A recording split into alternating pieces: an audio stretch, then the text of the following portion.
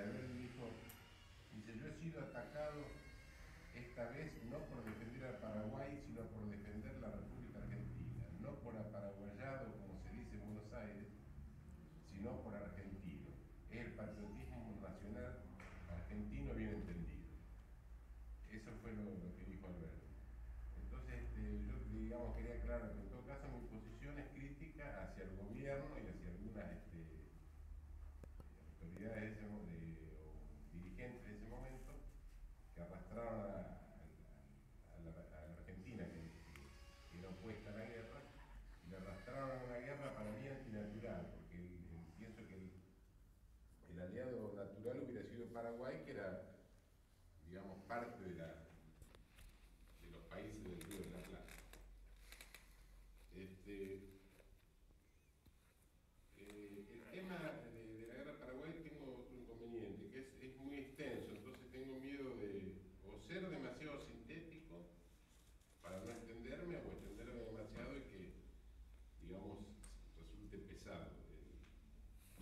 Así que voy a tratar de hacer una breve reseña nomás sobre la que yo llamo mal llamada Triple Alianza, Guerra de la Triple Alianza contra Paraguay. Y lo digo la mal llamada porque en eso coincido con Alberti, Alberti dijo que era la triple alianza de las oligarquías porteñas, montevideanas y del imperio en contra de las provincias unidas del Río de la Plata. Y me parece que esa fue digamos, el verdadero sentido que debería tener el nombre de la guerra. ¿Quiénes fueron los protagonistas? Por un lado estaba Paraguay, que era un país mediterráneo que se había separado de las provincias a partir de 1811 y se había ido, digamos, aislando paulatinamente, sobre todo a partir de la llegada de Francia al poder. En ese momento tenía aproximadamente entre 800 y 1.000.000 de habitantes, casi todos eran productores agropecuarios de pequeñas parcelas propias o del Estado, lo que llamaban chacra del Estado. Tenían una cultura prácticamente no había analfabetismo, y con el aislamiento habían logrado su propio desarrollo, o sea, tenían telégrafos, ferrocarriles, fábricas químicas, incluso tenían vapores que cruzaban el Atlántico llevando su propia producción. En general, la mayor producción que tenían eran maderas, yerba, tabaco. Y con el aislamiento había logrado otra cosa. Por empezar, no había tomado créditos, no tenía deuda externa, nada. Y con el aislamiento yo creo que había logrado otra cosa, que era ser el mal ejemplo en América, un mal ejemplo hacia la política inglesa del libre comercio y los créditos. El otro participante fue Brasil, que era un país monárquico, en ese momento tenía 4 millones de esclavos, tenía algunos, históricamente fue aliado, digamos, a Inglaterra y se había expandido prácticamente el descubrimiento de América. Tenía una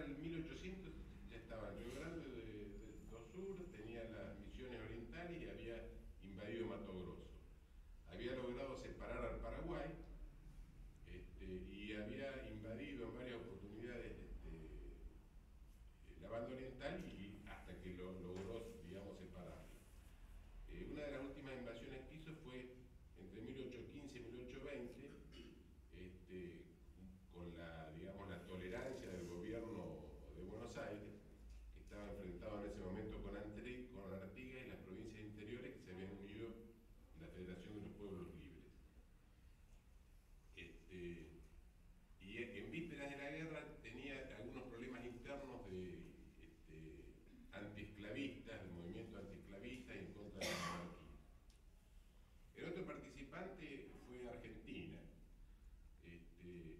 Yo creo que llevada, digamos, de mala forma, a veces por la fuerza o el engaño, por la dirigencia. Era un país dividido, a partir de Caseros se había dividido Buenos Aires por un lado y las provincias interiores, que se llamaban los 13 ranchos, con capital en Paraná. Después de Pavón y Caseros habían logrado una unión, a mi entender, un poco ficticia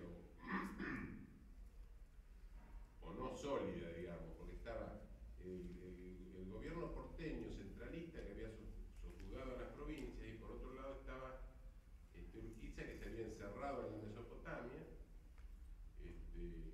Urquiza hablaba, digamos, con Mitre, pero con ciertos ida y vuelta, hablaba con los uruguayos, se prometía alianzas y ayudas con Paraguay, y terminó negociando con Brasil para venderle toda la caballada y ser el proveedor del ejército de la Triple Alianza. El otro participante directo fue Uruguay, que era un país que Inglaterra lo consideraba la llave del Plata. Los franceses lo consideraban nuestra colonia. Y se había mantenido un equilibrio inestable entre los vecinos, que eran más poderosos que él. Había sido varias veces invadido por Brasil.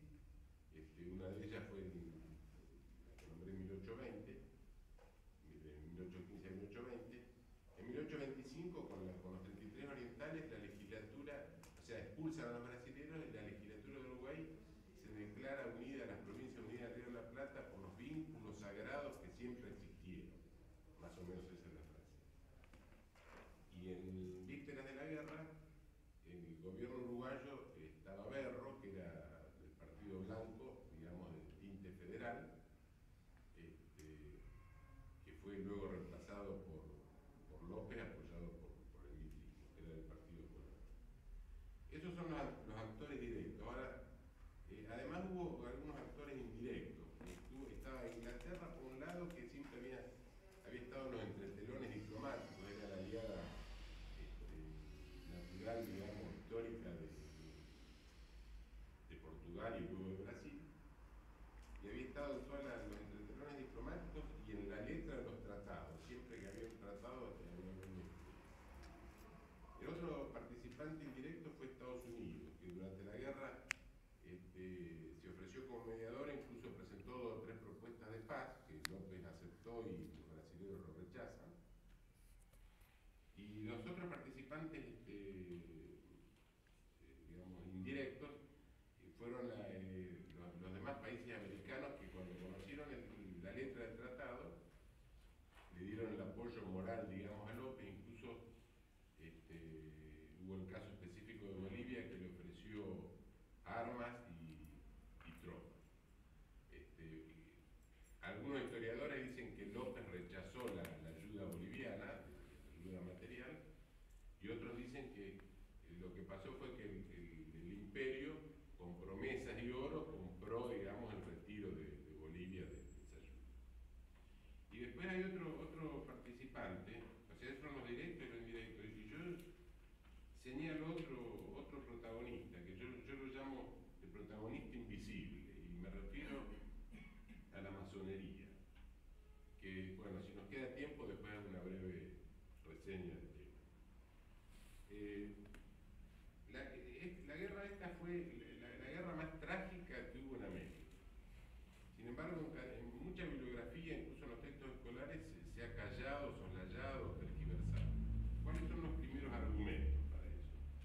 En primer término, que López es un tirano, hay que civilizar y libertar a los paraguayos. El otro punto que suelen tocar, como lo toman como contundente, es que López invadió Corrientes sin previa declaración de guerra. Y después, el otro argumento para justificar la masacre es que López no quiso detener la guerra o no detuvo la guerra en algún punto. Con respecto al primer argumento de López, un tirano que había que llevar la civilización,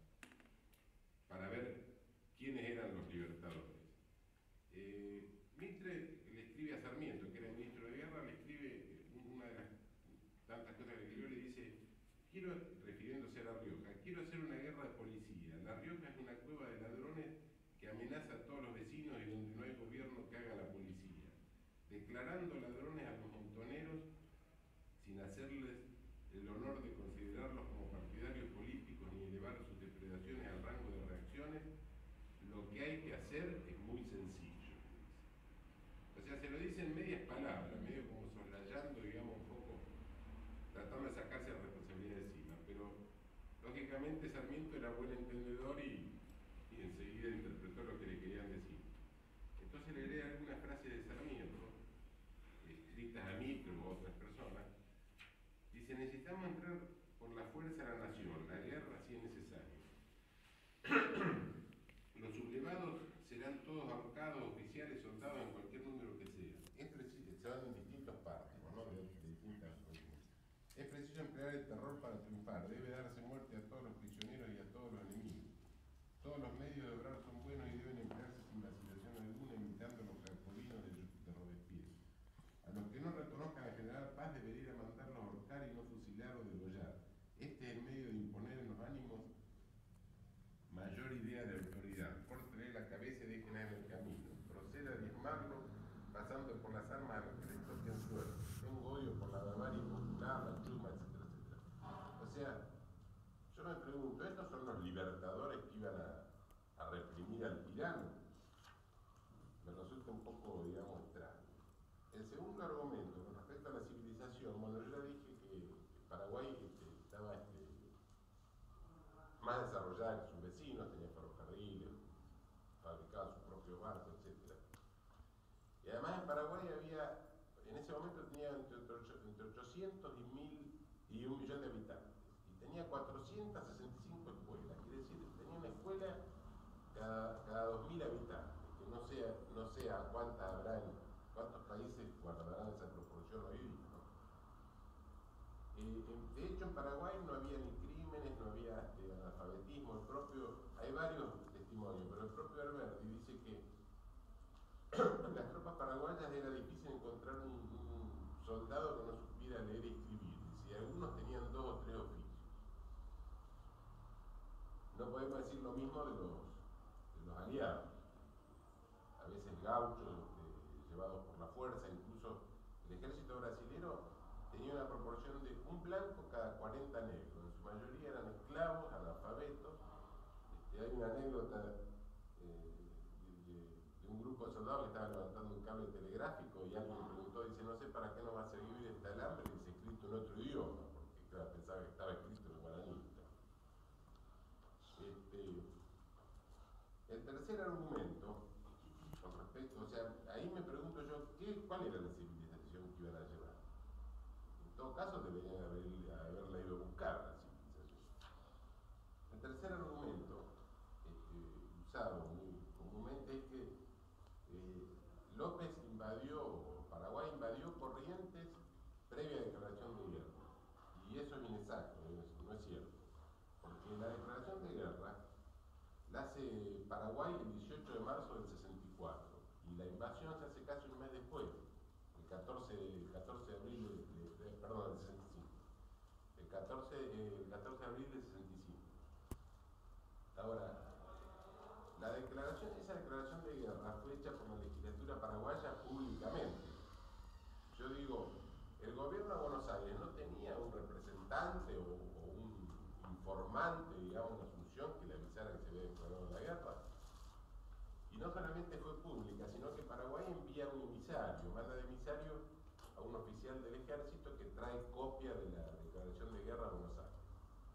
El emisario tiene unos inconvenientes en el viaje, hace algunos transbordos, y llega a Buenos Aires el 8 de abril. Y esto está confirmado incluso por el cónsul, el representante inglés, que le escribe el día 12, le escribe a su gobierno.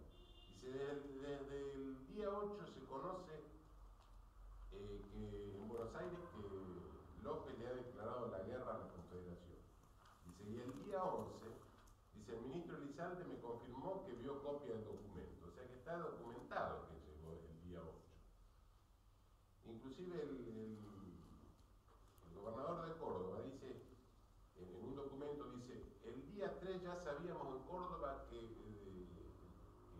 Paraguay le declaró la guerra a la Confederación y que las primeras acciones van a ser en forma inmediata sobre Corrientes. O sea que Buenos Aires estaba enterado que se había declarado la guerra e incluso que iba a tomar y que iban a invadir Corrientes. Incluso era voz populi en la prensa, públicamente se conocía. Cuando López le declara la guerra a Brasil en noviembre del 64, o sea, 4 o 5 meses antes del conflicto con Argentina, en las calles de Montevideo se hacen manifestaciones con banderas uruguayas y paraguayas y van hasta la casa del representante paraguayo. Y el representante paraguayo en ese momento declara, dice, 30.000 paraguayos están en marcha para atravesar la estrecha banda de la provincia argentina de Corrientes que nos separa del Uruguay. Quiere decir que estaba hasta advertido de lo que iba a pasar. Por otro lado, el gobierno argentino ya era, digamos, beligerante en la guerra. Por empezar, había apoyado y financiado a Venancio Flores para que invada Uruguay, para que desplace el gobierno. Y por otro lado, cuando Brasil invade Uruguay, que fue en diciembre, digamos, del año 64, Brasil lo invade por tierra hacia Montevideo y por agua bombardea Paysandú. Mitre se declaraba neutral, pero sin embargo en pleno día en el puerto de Buenos Aires se abastecía la flota de bombas. Quiere decir que Argentina era beligerante en ese momento. Inclusive en diciembre del 64 el gobierno central le manda una nota al gobernador de Corrientes diciéndole que censure la prensa paraguayista y le pide además que facilite el traslado de correspondencia de los agentes brasileños que están en Corrientes y que le facilite el traslado de la correspondencia en valijas diplomáticas y a nombre del ministro Lizardo. Quiere decir que era beligerante, era cómplice, era un contrabandista de documentos diplomáticos. Y por otro lado está el tema del Tratado de la Triple Alianza. El Tratado de la Triple Alianza se formaliza oficialmente el 1 de mayo del 65, pero sin embargo fue acordado y programado, digamos, un año antes, casi un año antes, en junio del 64. Esto está absolutamente probado, incluso se pueden nombrar algunas referencias, por ejemplo, los brasileños. Saraiva le dice a Nabucco después de la guerra, dice, la Triple Alianza no surgió después de la agresión paraguaya de la Argentina en Brasil, de la Argentina en abril del 65, sino en las juntas del Arroyo Rosario en junio del 64. Dichas alianzas empezaron el día en que el ministro argentino y brasilero conferenciaron con Flores en las juntas del Rosario y el 18 de junio del 64, y no el día en que Octaviano y yo, como ministro de Estado, firmamos el pacto el 1 de abril del 65. También lo dice el representante argentino en Río de Janeiro, que era José Mármol, y lo dice durante el debate que hubo, la polémica que hubo entre Mitre y Gómez. Y entonces Mármol le manda una carta a los dos y le dice, el error es de fecha, la alianza con Brasil no previene de abril del 65, sino de mayo del 64, donde se estableció la alianza de hecho entre los gobiernos argentino y brasilero en relación a la inicua revolución del general Flores contra el mejor gobierno que ha tenido el Estado Oriental y con el cual nosotros no teníamos ninguna cuestión. Quiere decir que Argentina era beligerante, tenía el tratado firmado y todo. Incluso el ministro Lizalde declara en el año 68, declara ante el Congreso, dice, había un acuerdo consignado en un protocolo celebrado entre el gobierno de la Confederación y el Imperio de Brasil para que ante la eventualidad, o sea, estaba antes de noviembre del 64, ante la eventualidad de una guerra entre Brasil y Paraguay, se había de dar paso a Brasil por territorio argentino. Es decir, que antes de noviembre ya le habían dado paso a Brasil, que no estaba ni siquiera en guerra, y sin embargo se lo negó siempre a la Argentina. En fin, creo que con eso queda más o menos salvado el punto.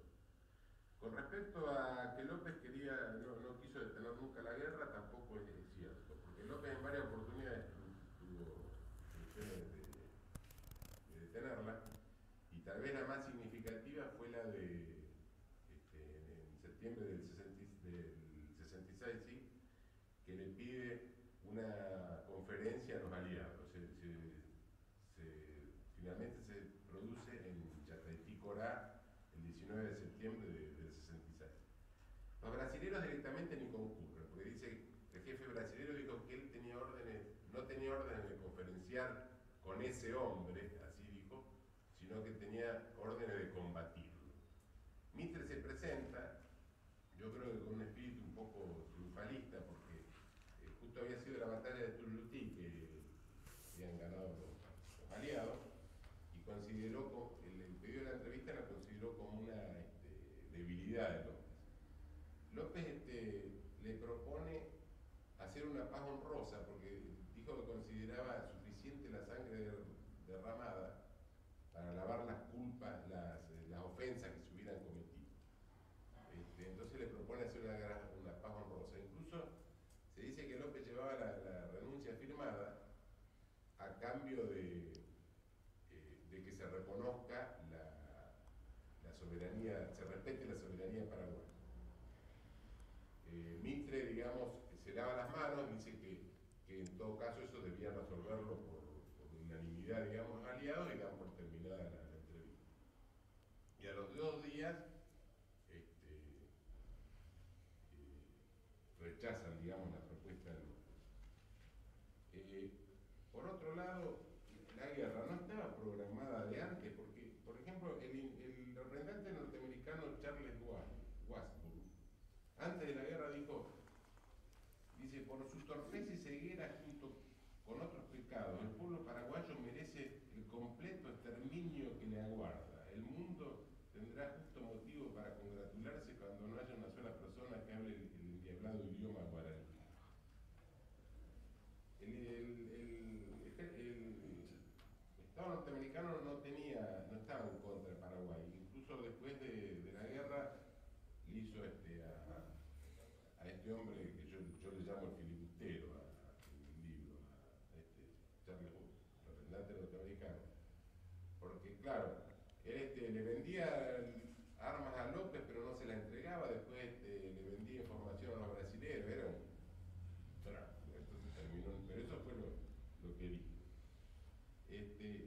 Cuando Sarmiento asume la presidencia también, se pensaba que se iba a detener la guerra, sin embargo Sarmiento declaró que era necesaria, legítima y honorable, y hablaba de los paraguayos como un rebaño de lobos. Incluso después que terminó la guerra, dice, la guerra concluyó simplemente porque matamos a todos los paraguayos mayores de 10 años. Entonces yo digo, ¿podía López parar esa bola de nieve, digamos?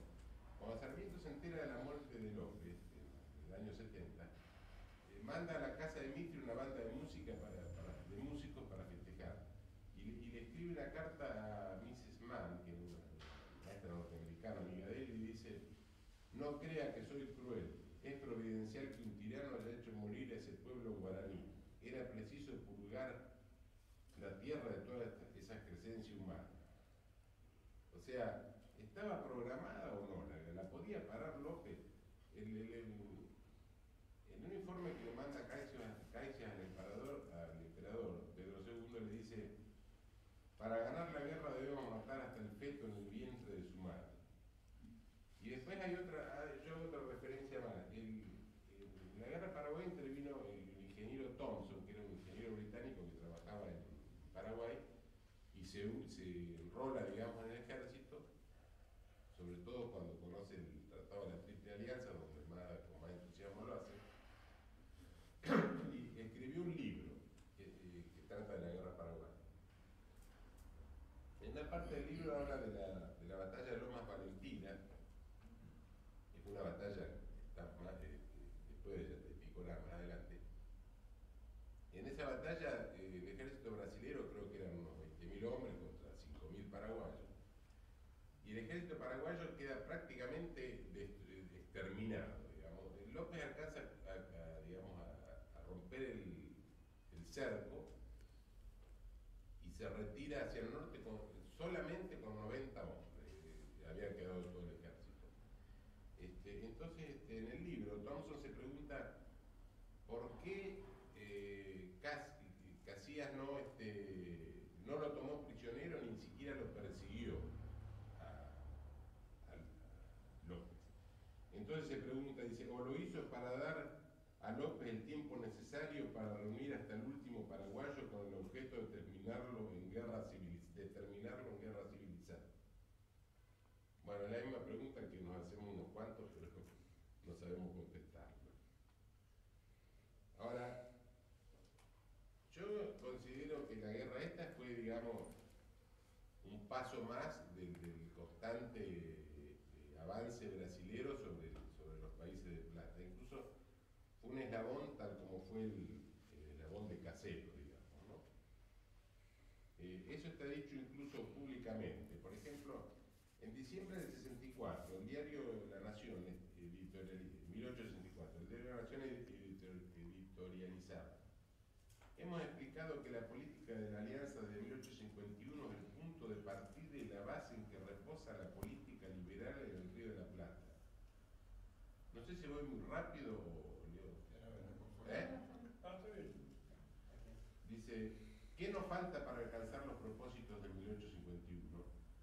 Que las repúblicas orientales y del Paraguay den gobiernos liberales regidos por instituciones libres. Viene ahora el turno al Paraguay, estaba diciendo el diario La Nación en diciembre del 64. Dice, el Paraguay, que es la negación de la Alianza de 1851, se encuentra hoy precisamente por eso unida al gobierno de Montevideo. Otro testimonio lo da Pastor Obligado en el diario Tribuna, y que dice, refiriéndose a la invasión de Flores a Uruguay, dice, no es la causa extranjera, es el Partido Unitario en su lucha eterna con la mazorca, cuyo espíritu transmigró a Montevideo. Lo que deseamos para esos hermanos es la libertad, un triunfo más completo, que entre nosotros no dejen ni un chacho ni un pizza. Con respecto a las intenciones imperiales que yo decía, voy a citar brevemente un informe que le manda, desde el frente de batalla, le manda el duque de Casia al emperador Pedro II. Y en una parte, es muy extenso el documento, en una parte dice que tiene el temor de que los paraguayos logren el abordaje de la flota y la usen en contra del imperio. Entonces dice, y todo estará perdido. Entonces nuestros planes sobre la República Argentina y Uruguay y las demás repúblicas amazonas quedarán frustrados para siempre. Después, en un párrafo posterior, le sugiere o le aconseja a Pedro II hacer la paz, llegar a una paz. Le dice, con la paz tendremos conservada nuestra actitud de un mejor tiempo para llevar adelante y con los otros medios las pretensiones imperiales sobre las repúblicas americanas. Con la paz conservaremos nuestra ascendencia sobre la República Argentina y Oriental por razón de los compromisos que el general Mitre y el general Flores han contraído con el gobierno de nuestra majestad. O sea, yo creo que está bastante claro, digamos, por lo menos, al menos para mí, cuáles fueron las intenciones del imperio, cuál fue toda la política que hicieron. Para puntear brevemente, digamos, los antecedentes, diré, en 1800 Brasil ya estaba en la cuenca de Plata. Acepta y apoya la separación paraguaya. Luego invade la banda oriental, tolerado por el gobierno de Buenos Aires y enfrentado a Artigas y al interior. Con la invasión de los territorios orientales y la unión de la banda oriental, Brasil entra en guerra con Argentina. Después, Brasil apoya las agresiones europeas contra Rosa. Después forma alianza con Urquiza en contra de Rosas y arrastra a Paraguay, aunque en forma indirecta, a Paraguay y Uruguay en contra de Rosas, y con eso consigue la libre navegación de los ríos, la separación definitiva de Paraguay y de Uruguay. Luego invade Uruguay apoyado por Buenos Aires en 1864 con la invasión de Flores para cambiar el gobierno blanco, y luego forma la alianza con Argentina y Uruguay para ir en contra de Brasil.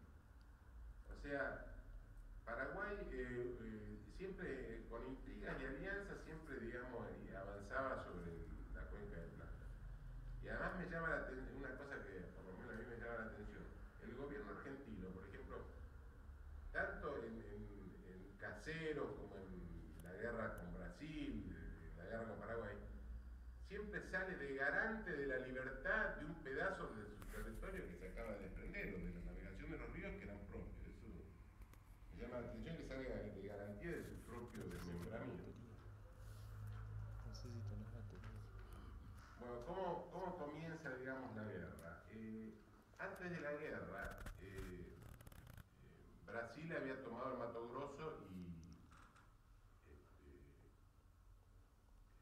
Paraguay lo reivindicaba como propio, digamos.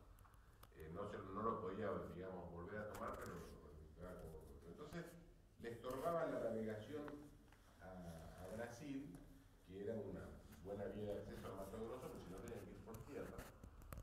Los brasileños, bueno, tienen una serie de idas y vueltas, mandan la flota, López no se la recibe, lo amenaza con hundirle la flota, en fin.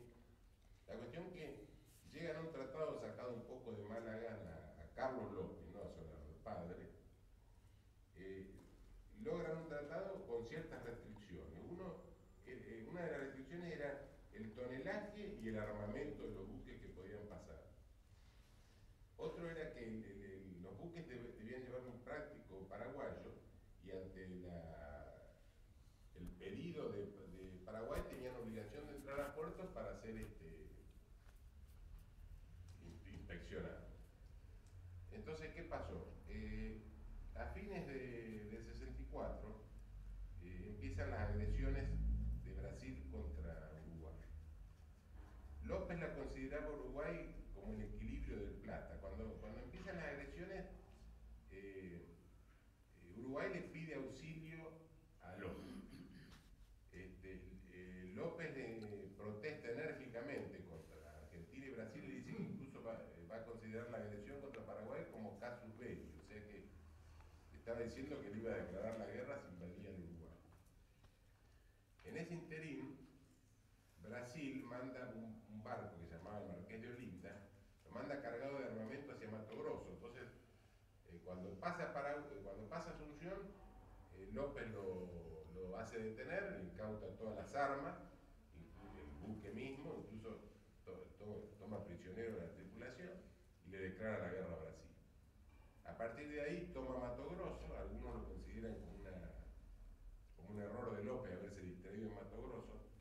Lo que pasa es que López, mientras tanto, estaba negociando que le permitan el paso a Argentina, entonces, por Argentina. Entonces, la única acción que podía hacer, digamos, sin enfrentarse directamente con Argentina, era tomar Mato Grosso. Por un lado, estaba recuperando lo que él reivindicaba. Después, se aseguraba las espaldas, porque para no ser atacado por la espalda, y se aseguraba el abastecimiento.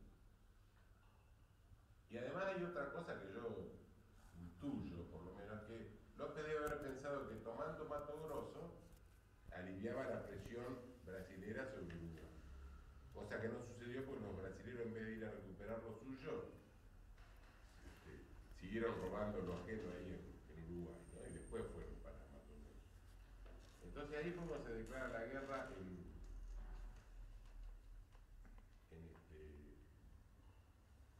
con Paraguay y Brasil en noviembre del 64. En abril del 65, ahí se inicia, digamos, la invasión a Uruguay, es lo que se llamaría la campaña del sur.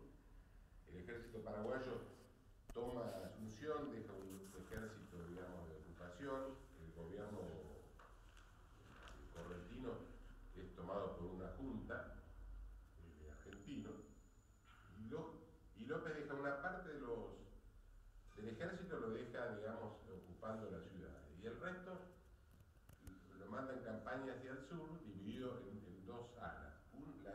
El ala derecha iba, digamos, sobre el lado occidental del río Uruguay, que tenía la menor cantidad de hombres, y la otra iba sobre el lado, la parte oriental, digamos, del río Uruguay. Cuando llegan a Yatay, la parte más, la menor gente, digamos, que eran unos 3000 y pico de hombres, son rodeados por un número mayor de aliados, los vencen y se hace una masacre.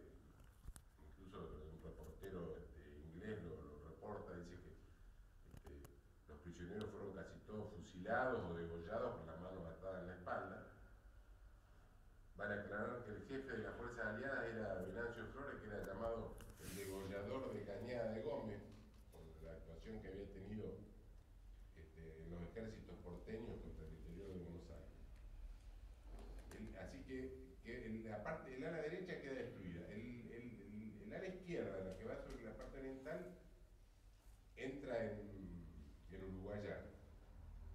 Y un poco queda encerrado. Y López, o sea, se dice que fue en contra de las instrucciones de López. La cuestión que los aliados con fuerzas mucho más poderosas lo rodean por tierra, la flota le corta el escape, digamos, por el río, y tienen un sitio de varios días, hay falta de abastecimiento, hambre, todos los paraguayos terminan por rendirse. Ahí se produce un hecho bastante significativo, que es el robo de prisioneros para vender en Paraguay. Mitre le escribe una carta al vicepresidente informándole de la batalla, y le dice, informa la cantidad de prisioneros, dice, son más de los que podrían haber sido, dice, porque es debido al robo de prisioneros que hicieron los brasileños.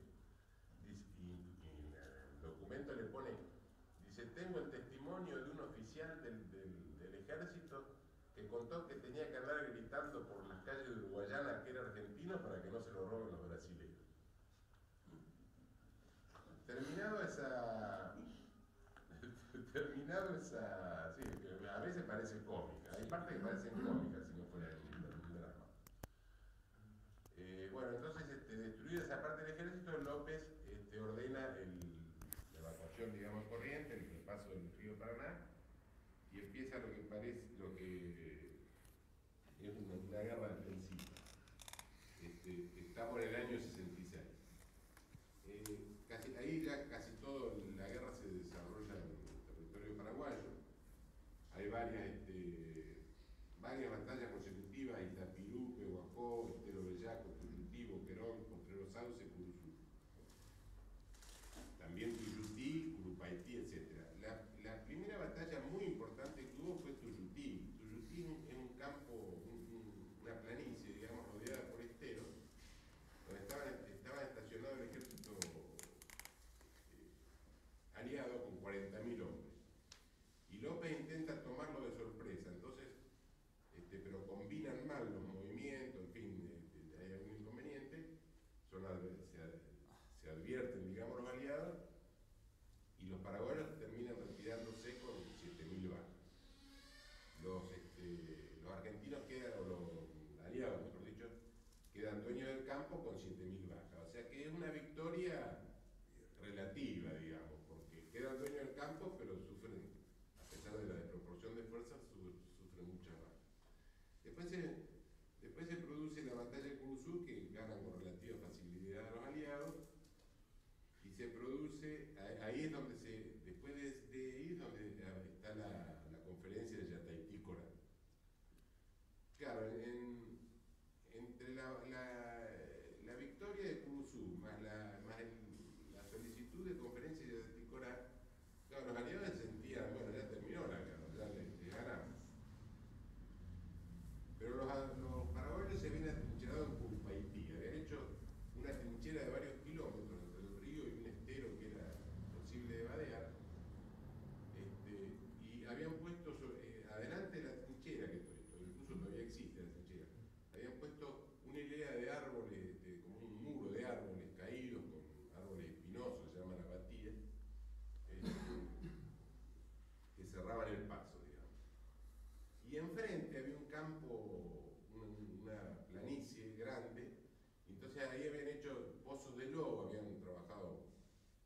mucho tiempo habían hecho pozos de lobos con pinche y estacas y la habían disimulado con vegetación a modo de trampa. Y antes de la batalla, para colmo, llovió 3 días seguidos, quiere decir que el campo había quedado un poco intransitable para llegar a las trincheras. De todos modos, el optimismo aliado era hasta exagerado. Se pasaron varios días discutiendo entre los jefes, incluido Mitre, a ver quién iba a ser el jefe, digamos, de la operación. ¿Quién se iba a llevar los laureles del triunfo sobre Curupaytí? El comandante, el almirante brasilero, dijo, dice, yo voy a bombardear Curupaytí, dice, en 2 horas descangallo todo eso, dijo el comandante. Incluso era tal el optimismo que habían hecho habían combinado una serie de señales con banderas, ¿no? Entonces, las señales decían, tomamos Curupaytí, los paraguayos se rindieron, avanzamos hacia Curupaytí, etc. Eran 9 señales. Pero ninguna decía nos rendimos, nos vencieron, nos retrocedemos, nada. O sea, todo era triunfalismo. La cuestión que Tamandaré, el día de la batalla, empieza el bombardeo a través de una colina, tiró no sé si 9.000 bombas, no recuerdo el paso, dice que los paraguayos juntaban las bombas y las cambiaban por carritos de maíz. Lo único que logró es 10 bajas con una bomba que cayó de casualidad en una batería, pero después no hizo absolutamente más nada la Armada Imperial. Incluso decían que con la Armada es difícil ganar una guerra. No, sin la Armada es difícil ganar la guerra, dice. Y con la Armada es imposible, decían jocosamente en Buenos Aires. La cuestión que el bombardeo prácticamente no le hizo nada a las trincheras. El día de la batalla, según dicen los testigos, amaneció espléndido, con un sol radiante. Entonces dice que veían a las tropas aliadas con los uniformes de gala en formación y dice avanzando al compás de la música. Iban como en un desfile militar. El campo le costó un poco cruzarlo porque estaba, digamos, inundado y había más los pozos, etc. La cuestión que cuando llegan al muro de árboles, reciben una tremenda descarga de artillería que es un desastre. Los aliados retroceden y vuelven a avanzar sobre las trincheras, vuelven a retroceder en varias oportunidades, porque la orden de Mitre era avanzar, avanzar, avanzar. La batalla duró todo el día. Al final se retiran los aliados, dejan en el campo todo lo que habían llegado, todo el armamento que habían llegado, y dejan 10.000 muertos. Los paraguayos sufren 95 muertos. Una derrota, pero brutal. La derrota fue tan grande que en Buenos Aires había un escándalo. Hubo algunas autoridades que decían, no se cuentan los muertos, sino los sobrevivientes. Dice, solo Mitre es capaz de haber matado tantos argentinos. Incluso en el interior se producen algunos levantamientos, como el de Florencio Varela, que casi termina en la guerra civil interna. Felipe Varela, ¿yo qué dije? Florencio.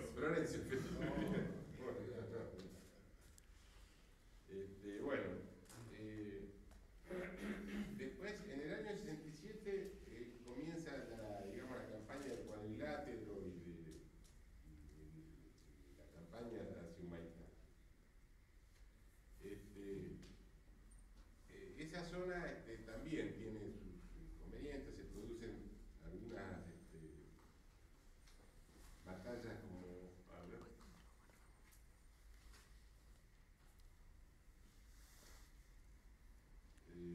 batallas como Lombú, San Solano, Potrero Bellá, Tabí, Tuyucué, etc.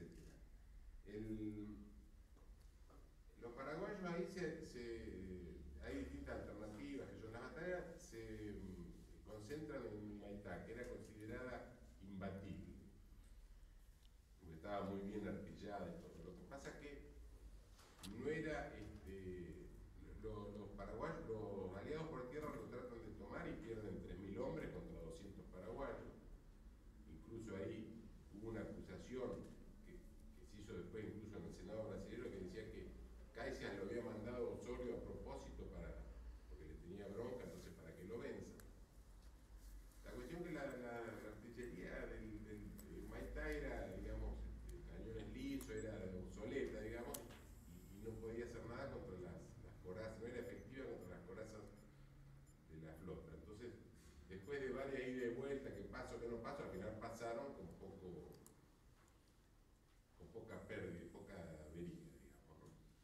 entonces Humaitá queda sin abastecimiento, queda sitiado por el norte con la escuadra y por el sur con el ejército. Entonces al tiempo deciden, por el hambre y la falta de abastecimiento, le evacúan. Ahí empieza la campaña de Piquicirí, estamos en el año 68. Esa región es una zona de muchos bañados, de montes y carrizales que directamente es casi imposible traspasarlo. Entonces los paraguayos habían hecho una línea fortificada que consideraban prácticamente inexpugnable. Pero los brasileños construyen un camino, una carretera a través del Chaco paraguayo para tomarlos por la retaguardia. Ahí se producen, varios combates como el del arroyo de Zacaré, Yurubí, Tororoa, y Tororó, Abay, etc. Y el combate principal fue el de Lomas Valentinas, que fue el que nombré hoy, se referencia hoy, que era el 90 paraguayo. En ese interín se produce el saqueo de Asunción. Asunción cae, el ejército argentino queda en las afueras al mando de Emilio Mitre, y las tropas paraguayas toman la ciudad, hacen un saqueo tremendo, inclusive hasta los cementerios. Los brasileños, yo que dije Paraguay. Ya estoy medio. Llenan todos los barcos con joyas, adornos de las iglesias, muebles, hasta puertas y ventanas que tienen utilidad, queman el resto. Los barcos son descargados acá en Buenos Aires, en Río de Janeiro, rematados públicamente. Y como anécdota puedo decir que el conde de U, que era el yerno de Pedro II, cuando lo vino a visitar a Sarmiento en la Casa de Gobierno, cuando se fue anotó en el diario: vi los muebles de López en la Casa de Gobierno. Después, en el año 69 se produce la campaña de las cordilleras. Hay varios combates y batallas, digamos, de mayor o menor volumen, digamos, y distintas alternativas. Y las dos principales que voy a dar una breve referencia es la toma de Peribebúy y Acostañú. Peribebúy había sido nombrada capital provisoria como había caído Asunción, había sido nombrada capital. Y está en una llanura, atravesada por un arroyo, que es el arroyo Peribebúy, y está rodeada de cerros. Había más o menos una dotación de 4.000 paraguayos. La mayoría, incluso había jóvenes, incluso había mujeres en el ejército. Entonces una noche los brasileros instalan baterías en los cerros que rodeaban el pueblo. Al otro día, que era un día nublado, había mucha neblina, entonces empieza el bombardeo. Y después invaden 20.000 brasileños, invaden el pueblo, y producen una matanza tremenda. Dice que el arroyo Peribebúy se tiñó de rojo. Muere un jefe brasilero, y algunos dicen que en venganza, no sé, la cuestión que el conde de U, que es el yerno de Pedro, el comandante y el yerno de Pedro II, hace cerrar las puertas del hospital público de Peribebúy, cierra las puertas, la ventana, todo, y lo prende fuego con todos los internos adentro. La mayoría eran chicos, mujeres, incluso hay testigos que dicen que los que lograban salir eran empujados por las tropas brasileñas hacia el fuego.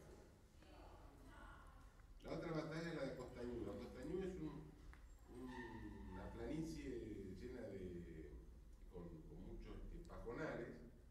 Está cruzada también por un arroyo y está bordeada por monte.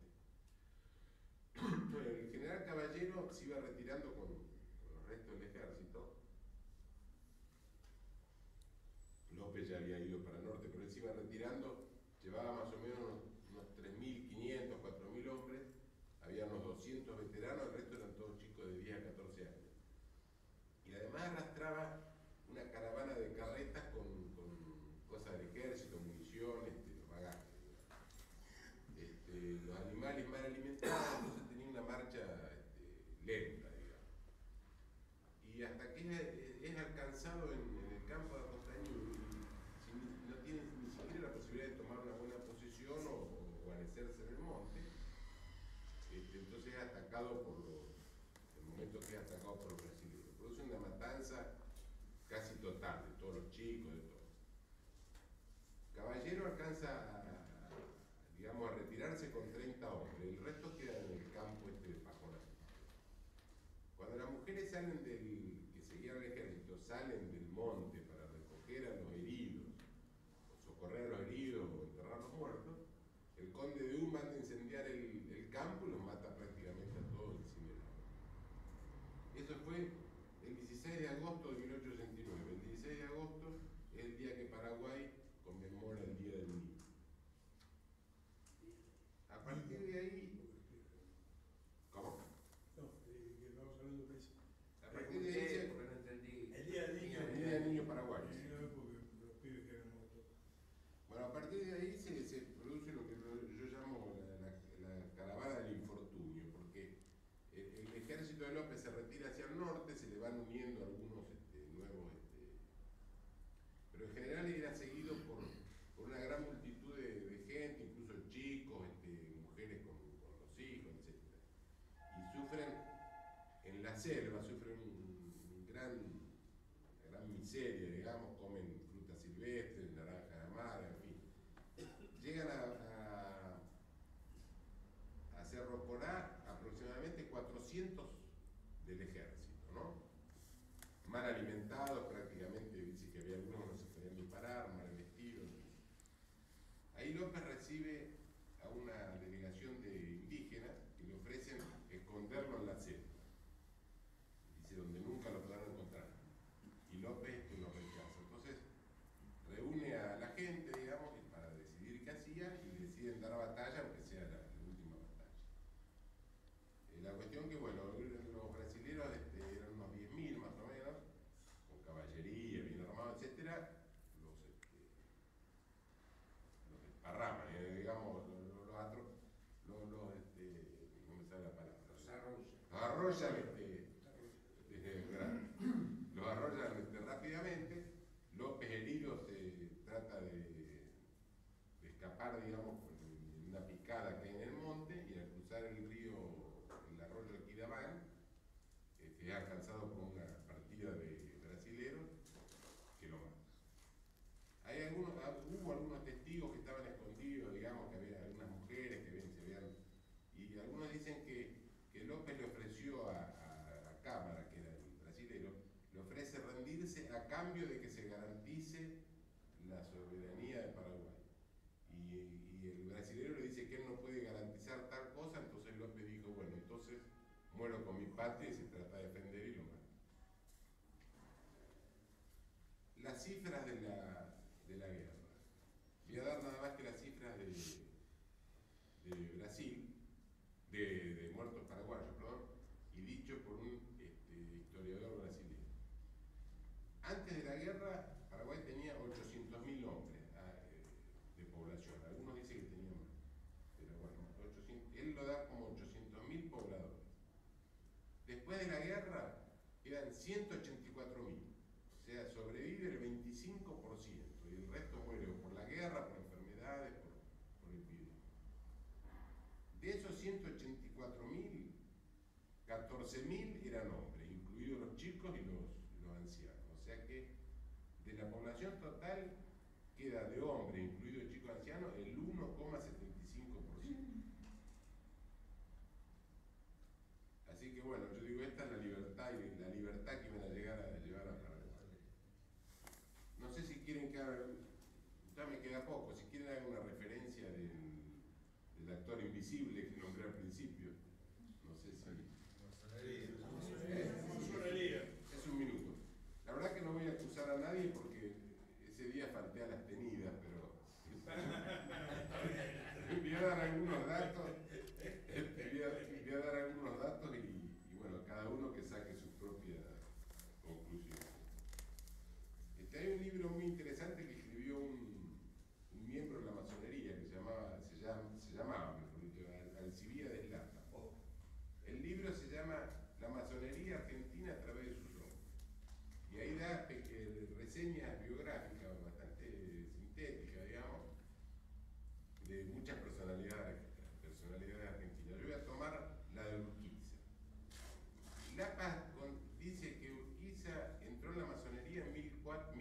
47, o sea, cuando empezaron las disidencias con Rosas. Después va nombrando, Lapa iba nombrando homenajes que se le hicieron a Urquiza o el otorgamiento de grados. Y llama la atención porque casi todos esos homenajes o cuando le otorgan grados coinciden con fechas notables. Por ejemplo, Caseros, Pavón, Cepeda. Incluso Lapas dice, Urquiza en Cepeda es un renunciamiento patriótico para la Unión de los Argentinos. Incluso hay un dato de Mitre, porque Mitre en algún lugar dijo, cuando decidimos, refiriéndose a la batalla de Caseros, de Cepeda, dice, cuando íbamos a cruzar las armas en el campo de batalla, dice, entramos al templo y el genio invisible batió las alas, bla, bla, bla. Quiere decir que es bastante sospechoso. Y por otro lado, en Paraguay no existía la masonería ante la guerra, no había ninguna logia. Se empiezan a crear a partir de la caída de Asunción. Por otro lado, todos los jefes aliados, los principales jefes aliados eran la masonería. Pedro II, el conde de U, que era yerno, Casillas, Oporto, Mitre, Sarmiento, etc. Y hay otro dato que, no sé, tendría que ser la frutillita del postre. Cuando asume el nuevo gobierno en Paraguay, impuesto por los aliados, asume Loizaga, que además era miembro de la masonería.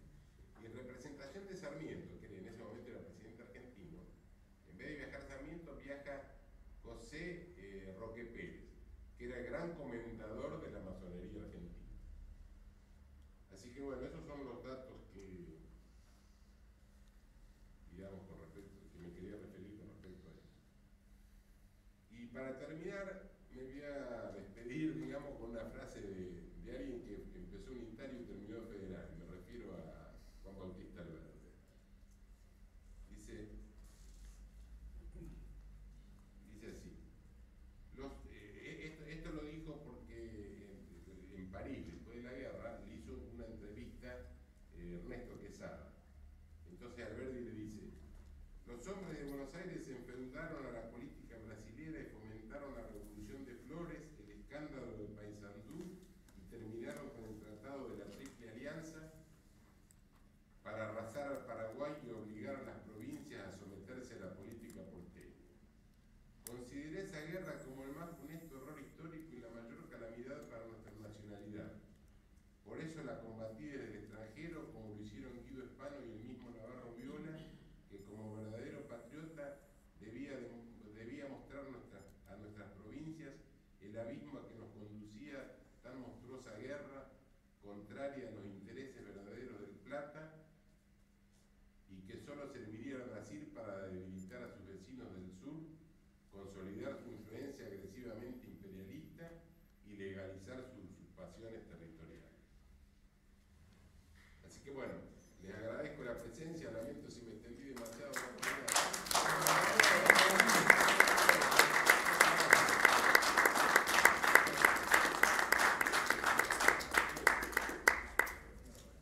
No sé si queda alguna pregunta pendiente, no sé ni cuánto demoré, pero... Una hora. Bueno, les agradezco. Un poquito menos que Hugo Chávez Frías y que Fidel Castro, pero absolutamente muy buen profesor, Bueno, muy bien. No, que tenías muy buen profesor. ¿Cómo lo paro para que no se borre?